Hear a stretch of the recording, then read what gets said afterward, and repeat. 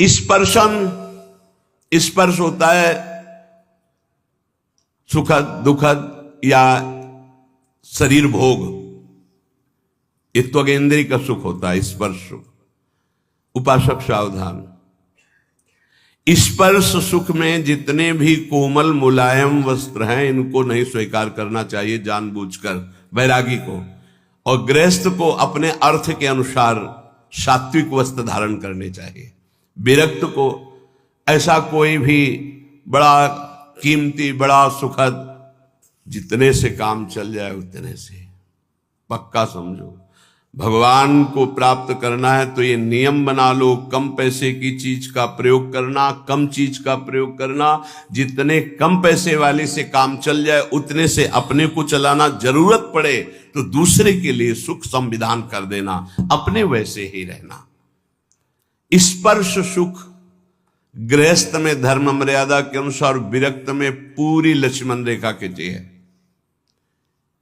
ये सुख सुविधाएं शरीर को कमजोर कर देती है, ध्यान रखना। जितना आप सुख सुविधा लोगे उतने कमजोर होते जाओगे। तपती हुई काशी की घाट की चट रात्रि भर तपती थी, उस पे शयन होता। अब नीचे का चला बिछा दिया, लगुटी पहने पड़े, सुबह हुआ गए रस्सी घाट की तरफ, कुछ शौच स्नान किया, वही अचला लपेट लिया, विश्वनाथ जी के दर्शन। जितना प्रकृति का सीधा प्रयोग शरीर से सहोगे, तास्ते तक शस्त्र भारत, वही परम पद का अधिकारी होता है। भाई स्पर्श सुख से बहुत कोमल कपड़ा उतार के फेंक, ऐसा कपड़ा पहन जो कम कीमत का हो, जो शरीर में सुखद न लगे, बहुत ही सिद्धों वाली नकल न करे। साधक को शरीराभिमान जब तक नष्ट ना हो जाए तब तक ऐसा कोई वस्त्र, ऐसी बहुत कीमती, हाँ बहुत बढ़िया है। एक साधु के पास एक आर्मी के जवान थे, वो बढ़िया वो लाए थे स्वेटर, तो वो लाए स्वामी जी स्वेटर बहुत बढ़िया है, बोले टांग दिया, तो टांग दिया कुटिया में।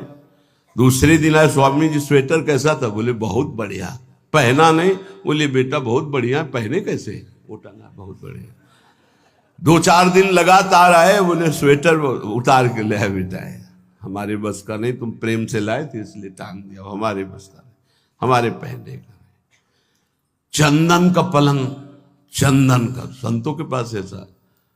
राधा चरण दास जी 1 2 3, इस तीसरी पीढ़ी में, इधर से तीसरी पीढ़ी में, जो इस समय पूज्य श्री टटिया स्थान में महाराज जी विराजमान है, उनके बाद एक और उनके बाद जो उनके दर्शन किए, उनके समीप बैठे, उनकी कृपा हुई, श्री राधा चरण दास जी महाराज 2 पलंग लाए थे, एक मोहिनी ठाकुर के लिए। दूसरे दिन आए, सुनना चाहते हैं, जो धनी मानी कुछ देते ना तो केवल भाटगिरी करवाना चाहते। क्या सुनना? कैसा था महाराज? अरे बहुत बढ़िया, जिंदगी में हमने नहीं से देखा, ऐसा सुनना चाहते हो। क्यों? क्योंकि वो देहाभिमानी जन अपना यश कभी नहीं। साधु महात्मा जो भगवत मार्ग के पथिक हैं भाटगिरी नहीं करते। आए दंडोत, जय जय। कैसा रहा पलंग महाराज? चंदन का है? बोले कल बताया था चंदन का है। अभी तो हमारे जो पूर्वाचार्य महांतर हैं, एक एक रात्रि वो शयन करेंगे भाव में, फिर 10 दिन बाद फिर आए। कैसा रहा महाराज? बोले अभी तो रखा, हम तो शयन किया नहीं। राधा चरण दास फिर चले गए, फिर अगले दिन आए। अब तो महाराज शयन कैसा रहा? वो कहलाना चाहते थे, अहो भाग्य, चंदन का पलंग। तो कहो रे लाओ, जो सेवक जन मैदान में डालो, केरोसिन डालो, आगे लगा दे। ऐसा रहा। और कहा दोबारा जो है चटिया स्थान में आप मत आना। राधा चरण दास जी महाराज। क्यों? ये संतों की रहनी। एक बार कोई बहुत बड़ी नृत्यांगना जो है गए, परिचय दिया गया कि ये अमुक हैं, बॉलीवुड में भी और ऐसे यहाँ के भी ऐसे। तो बोले नाचना चाहती हैं। तो बोले जानते हो किनकी सभा है? ये ललिता सखी की सभा है, जहां बिहारी जी नाचते। चल तुम्हारा कौन नाच देखेगा, जाओ यहां से।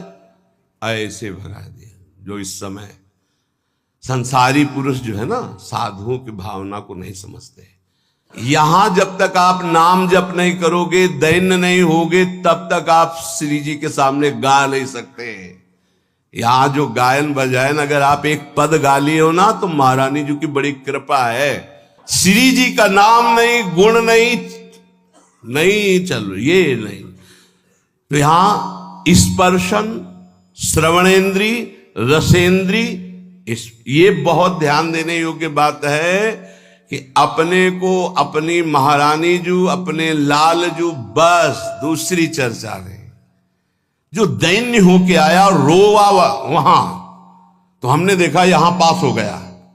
अहम जरा सा किया, हाँ, जहां मान गुमान लकुटलिए ठारी डरपत कुंज बिहारी, वहां आप गा रहे हैं। ध्यान रखना, महारानी जू यहां विराजमान महारानी जू है।